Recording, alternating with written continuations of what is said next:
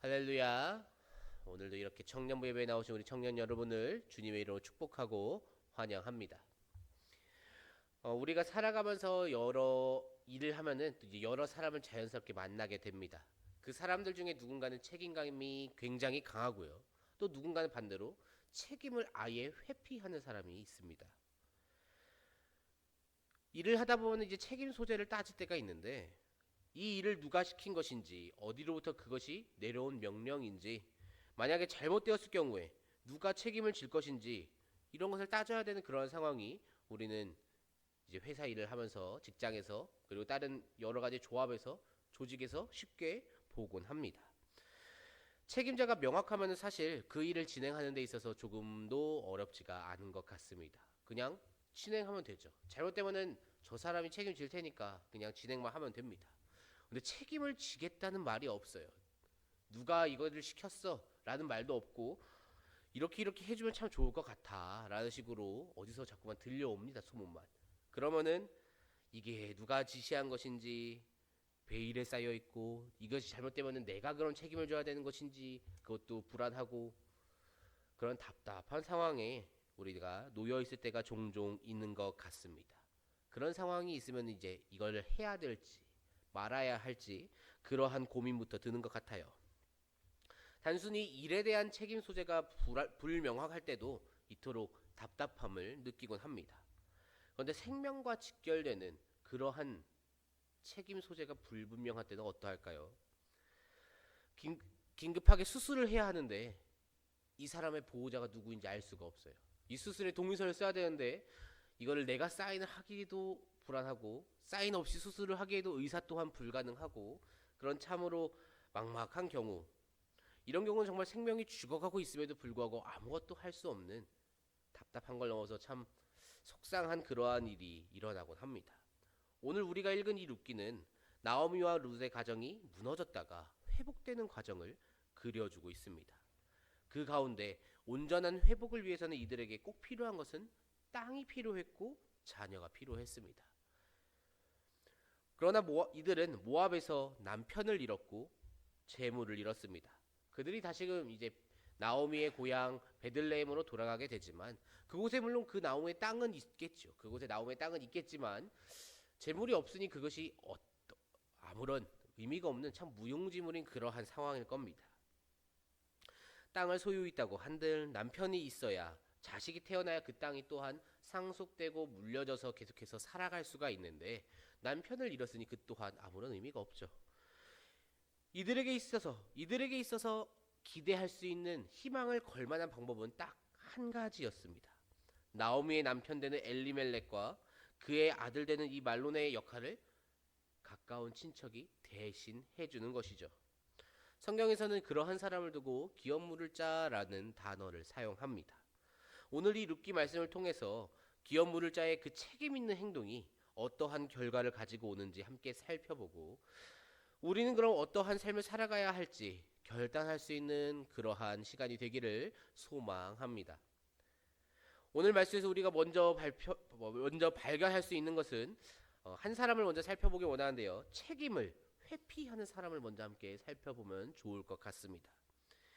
여러분이 룻기 말씀에 대해서 얼마나 많이 읽었고 또 얼마나 많이 아는지는 잘 모르겠지만 룻기에서 굉장히 중요한 사람으로 등장하는 사람이 있습니다. 그 사람의 이름이 무엇일까요? 보아스라는 사람입니다. 이 보아스라는 사람은 엘리멜렉의 친족으로 등장을 합니다. 엘리멜렉의 친족이라는 것은 그가 이 엘리멜렉, 그러니까 지금 나오미가 가지고 있는 그 땅, 그 모든 것을 다 기업 물을 수 있는 자격이 있는 그러한 것을 말해주고 있는 것이죠. 엘리멜렉의 친족이다라고 얘기하고 있는 것은 이 사람이 나오미의 가정을 구해줄 수 있다라고 성경에서 은연중에 계속 이야기해 주는 것입니다.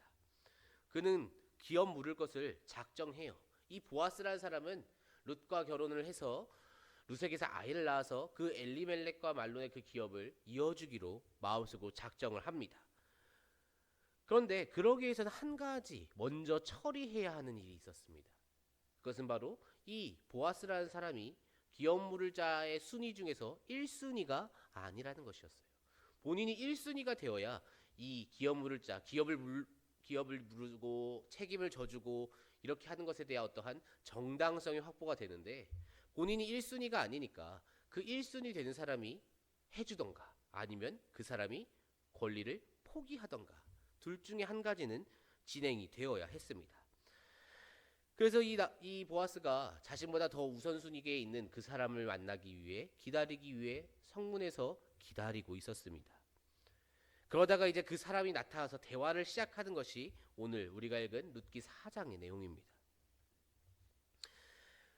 보아스와 그 사람 그리고 장로들이 이 성문에 모여서 이제 이야기를 시작을 합니다. 성문에서 이야기를 했다라는 것은 보아스가 이 일을 이제 공적인 일로, 공식적인 일로 지금 키워버렸다는 걸 얘기를 합니다.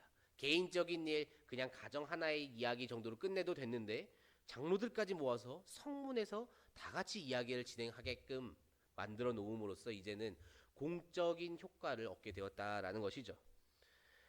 그리고 그 과정, 그 대화하는 과정 중에 이 4절 말씀이 우리가 오늘 읽은 이 4장의 4절 말씀이 그 대화 중에 그 자리에서 나온 말씀 중에 하나입니다.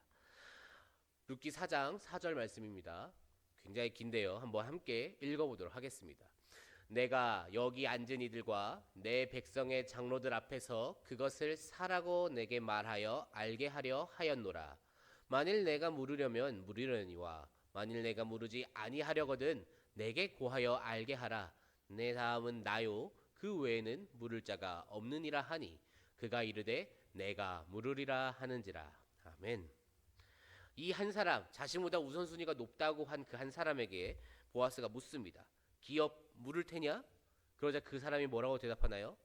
내가 물으리라 라고 대답을 합니다. 이 사람이 왜 물으겠다고 한 건지 모르겠지만 그 사람이 기업을 물으겠다라고 얘기를 합니다. 그래서 내가 나오미, 룻 그들의 기업을 내가 대신 져주겠다 하는 것인데, 이제 그 사람의 대답이 끝나자마자 보아스가 바로 말을 하죠. 네가 기업을 물으면 나오미의 아들의 아내 룻에게서 말론의 기업을 이어야 할 것이다. 그러자 그 한 사람의 말이 바뀝니다. 그것이 6절 말씀입니다. 그 기업 물을 자가 이르되 나는 내 기업에 손해가 있을까 하여 나를 위하여 물으지 못하노니 내가 물을 것을 내가 물으라. 나는 물으지 못하겠노라 하는지라. 아멘.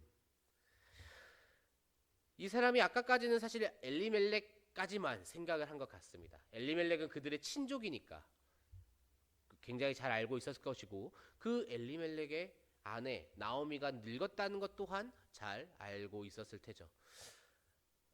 나오미가 그렇게 길게 살지 않을 것 같고, 나오미가 죽으면 그렇다면은 자연스럽게 저 땅은 나의 땅이 될 것이고 나의 것이 될 테니까 라고 생각을 한 모양입니다. 거기까지 계산을 했는데 한 가지 변수가 생기죠. 룻이 존재한다는 거였어요. 룻은 이곳 베들레헴에 들어올 이유가 없는 사람입니다. 룻은 그냥 모압에서 살거나 고향으로 돌아가면 되는 그러한 사람이었어요. 그러니까 나오미만 있어야 하는 것이 그가 생각하고 있던 그림이었다라는 것이죠. 그런데 룻이 어머니의 하나님이 나의 하나님이 될 것입니다라고 고백한 이유로 나오미를 따라서 베들레헴으로 들어왔다라는 것이죠.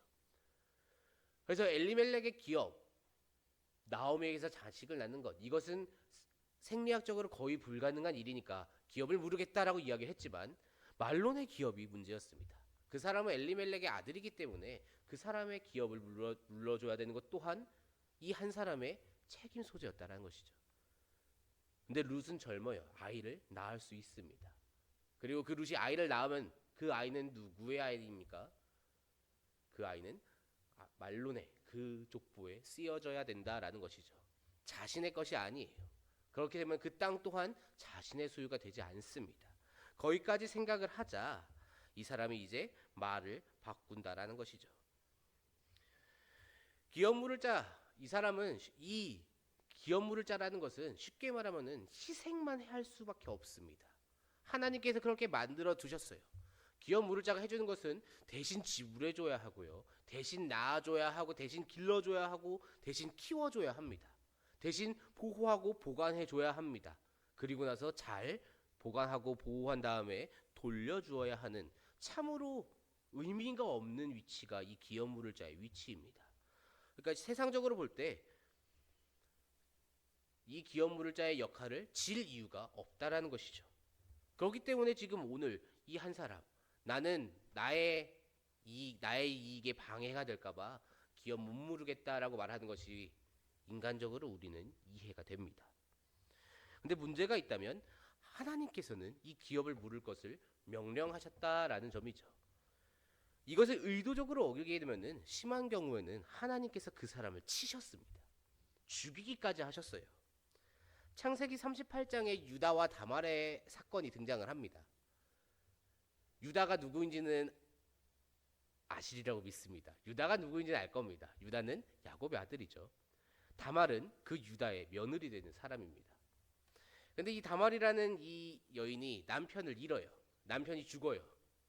근데 그 남편이 자식이 없이 죽습니다. 그래서 유다가 이 다말의 남편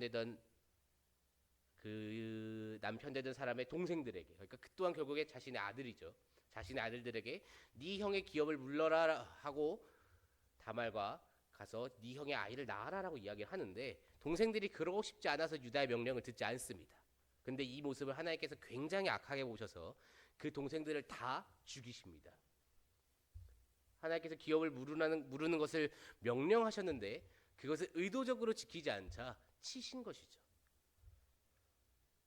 그러한 사건이 일어납니다. 그러니까 쉽게 말하면 이 기업을 무른다는 것은 하나님께서 보시기에 굉장히 중요한 내용이라는 거예요. 한 가문의 한 집안의 그 생명이 여기서 끊어지느냐 아니면 더 이어갈 수 있느냐를 결정하는 것이기 때문에 생명과 직결된 문제이기 때문에 하나님께서 칼같이 심판하시고 칼같이 명령하신 그러한 내용입니다. 근데 지금 이 한 사람, 보아스보다 우선순위에 있던 그 한 사람이 어떻게 행동하나요? 그 사람이 그 권리를 포기해요. 그래서 보아스가 이제 후순위였는데 1순위가 되게 되죠. 그 결과가 이제 어떻게 나옵니까? 이 사람이 어떻게 일이 어떠한 일이 있었는지 모르겠습니다. 이 사람이 이 다음에 뭐 잘 됐는지 아니면 유다의 아들들처럼 죽임을 당했는지 성경에서 말해주질 않아요. 쉽게 말하면 성경에서 그 한 사람, 보아스보다 우선순위에 있었다는 그 한 사람, 엘리멜렉과 나오미와 더 가까운 족보에 있어야 했던 그 한 사람에 대해서 아무것도 기록해버리지 않습니다. 심지어 성경에 등장시키기 또한 그 사람을 아무개라는 무명의 이름으로 등장을 시킵니다. 하나님께서 그 사람을 아예 투명인간 취급해버리시는 것을 우리는 볼 수 있습니다. 이 사람 베들레헴에 삽니다. 똑같이 이스라엘의 백성이에요. 그런데 하나님께서 그 사람을 완전히 지워버리세요. 명령대로 말씀대로 행하지 않은 그에게 하나님께서 주실 은혜가 존재하지 않다라는 것이죠. 그리스도인의 책임을 생각하면은 가장 먼저 떠오르는 단어가 어떠한 단어가 있을까요? 그리스도인으로서 우리가 이 세상을 살아가면서 책임을 져야 해라고 생각을 할 때 가장 먼저 떠오르는 단어는 빛과 소금의 역할을 감당해야 한다라는 것이 아마 가장 먼저 떠오르지 않을까 생각이 듭니다. 빛이 역할을 못한다는 것은 빛이 빛을 잃은 거니까 더 이상 빛이 아닌 거죠. 이것은 그러니까 빛이라고 애당초 말을 할 수가 없습니다. 소금이 짠맛을 못 내면 어떻게 되나요? 음식에 쓸 일이 없죠. 이스라엘에서도 소금이 짠맛을 내지 못하는 그러한 소금이 있습니다. 그 소금은 그저 바닥에 반짝반짝반짝하게 빛나는 장식으로 쓰이게 됩니다. 쉽게 말하면 바닥에 버린다는 것이죠. 바닥에 버리고 말과 사람이 지나다니며 밟고 그것이 그저 빛을 반사해서 번쩍번쩍거리는 하나의 장식물 정도로만 쓰입니다. 하나님께서 우리더러 살라라고 말씀하신 그 모습이 있습니다. 우리는 그 모습대로 살아내야 그리스도인으로서의 책임을 다하는 그러한 삶을 살아가는 겁니다. 세상이 우리를 보고 저 사람 보니까 하나님의 자녀이고 하나님의 백성이고 그리고 예수님의 제자구나 라는 것을 깨닫는 그러한 모습으로 우리가 살아갈 때 빛과 소금의 역할을 잘 감당한다라고 이야기를 할 수 있을 겁니다. 그런데 우리가 만약에 그 책임을 다하지 못하면 어떻게 된다라는 것인가요? 오늘 이 룻기 말씀에 쓰여 있는 이 첫 번째 순위에 있었던 그 아무개와 동일해질 수도 있다라는 것이죠. 우리 다니엘 청년부가 정말 빛과 소금의 역할을 잘 감당해내기를 소망합니다. 어둠을 밝히고 짠맛을 내고 그래서 그리스도인으로서 잘 살아가기를 정말 간절히 소원합니다.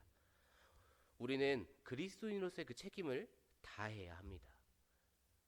특별히 청년의 때 사회에 나가서 이제 직장 생활을 시작하고 본격적으로 사회와 마주치고 부대끼면서 살아갈 때 내가 신앙인으로서 세상을 살아가야 할지, 이 세상에 몸을 담은 사람으로서 세상을 살아가야 할지 갈팡질팡하는 그 우리의 이 젊은 날에 세상의 것을 선택하면서 믿음을 두고 신앙을 두고 타협하는 것이 아니라 끝까지 그리스도인으로서의 그 정체성을 지켜내면서 그리스도인으로서의 책임을 다해 살아가는 우리 다니엘 청년부가 되기를 소망합니다. 우리가 그렇게 살아갈 때 하나님께서는 보아스에게 주신 그 크신 은혜를 우리에게도 동일하게 주시리라 확신합니다. 여러분에게 그러한 은혜가 가득하기를 주님의 이름으로 축복합니다. 이제 얘기가 나온 김에 계속해서 이제 보아스라는 이 사람에 대해서 한번 살펴보기를 원합니다. 아까는 책임을 회피하는 사람이 있었다면 이제는 책임을 지겠다라는 사람이 등장을 하죠. 그 사람이 바로 보아스였습니다. 아무개가 기업 물을 것을 포기하자 보아스가 장로들 앞에서 자신이 기업을 물을 것을 선포합니다. 그 자리는 아까 전에 이야기했듯이 공적인 자리예요. 그 자리에서 보아스가 선포를 해버리면 이제 이거는 그냥 개인의 이야기가 아닙니다. 보아스가 선포했고 공식적인 자리였기 때문에 장로들 앞에서 선포한 것이기 때문에 반드시 지켜야 합니다. 보아스가 그 자리에서 그것을 말했다라는 것은 결국에 반드시 내가 책임지겠다라는 그 결단을 보여주고 있는 것이죠. 그 말씀이 우리가 오늘 읽은 9절에서 10절 말씀입니다. 룻기 4장 9절에서 10절 말씀 우리 함께 보도록 하겠습니다. 보아스가 장로들과 모든 백성에게 이르되 내가 엘리멜렉과 기럨과 말론에게 있던 모든 것을 나오미의 손에서 산 일에 너희가 오늘 증인이 되었고 또 말론의 아내 모압 여인 룻을 사서 나의 아내로 맞이하고 그 죽은 자의 기업을 그의 이름으로 세워 그의 이름이 그의 형제 중과 그곳 성문에서 끊어지지 아니하게 하매 너희가 오늘 증인이 되었느니라 하니. 아멘. 보아스가 공식적인 자리에서 선언합니다. 그렇게 이 약속은 지켜져야 하는 약속이죠. 보아스는 룻이 누구인지 알고 있었어요. 그래서 처음부터 그녀를 환대합니다. 하인들에게 말해서, 하녀에게 말해서, 일하는 사람들에게 말해서 룻을 좀 특별 대우해주는 것을 우리는 볼 수 있죠. 룻에게서 나온 아이가 말론의 아이로 자랄 것 또한 그는 알고 있습니다. 그럼에도 불구하고 내가 너의 그 기업 이어주겠다라고 이야기를 합니다. 보아스는 그 룻이 낳는 아이, 그 아이에게서 얻을 것이 없습니다. 아버지라는 말은 들을 수 있겠죠. 하지만 그 아이는 생물학적으로는 보아스의 아이겠지만 이스라엘의 족보에 따르면 그 아이는 보아스의 아이로서 자라지 않아요. 그럼에도 불구하고 그는 그 역할을 감당하기로 합니다. 하나님께서 주신 그 책임감을 감당한다라는 것이죠. 보아스가 하나님의 명령대로 그렇게 살아갈 때 어떠한 일이 일어나나요? 우선 룻과 나오미가 회복됩니다. 이게 얼마나 큰 사건이고 은혜인지 우리에게는 사실 와닿지 않을 수도 있습니다. 룻과 나오미의 가정이 회복됐네 정도로 끝날 수 있을 겁니다. 이스라엘에서도 그 정도로 끝났을 수도 있어요. 하지만 그 룻과 나오미에게 있어서 보아스는 어마어마한 존재가 되겠죠. 그 둘에게 있어서만큼은 이 보아스라는 사람은 그들의 구원자입니다. 다른 사람에게 있어서야 별일이 아니더라도 이 두 사람에게는 너무나도 큰 은혜이죠. 끊어졌을 뻔했던 그 생명이 다시금 이어지게 됩니다. 그리하여서 이제 그 집안에서 태어난 아이가 오벳이라는 아이입니다. 이 오벳이 누구입니까? 오벳 들었을 때 떠오르는 사람이 없다면은 큰일이 나는 거죠. 이제 이 오벳은 무려 다윗의 아버지인 이새의 아버지입니다. 쉬운 말로 하면은 다윗의 할아버지죠. 보아스가 하나님 말씀에 그리고 하나님 명령에 철저하게 순종했을 때 하나님께서는 이 보아스를 통해 다윗이 오게끔 만듭니다. 다윗이 얼마나 대단한 사람인가요?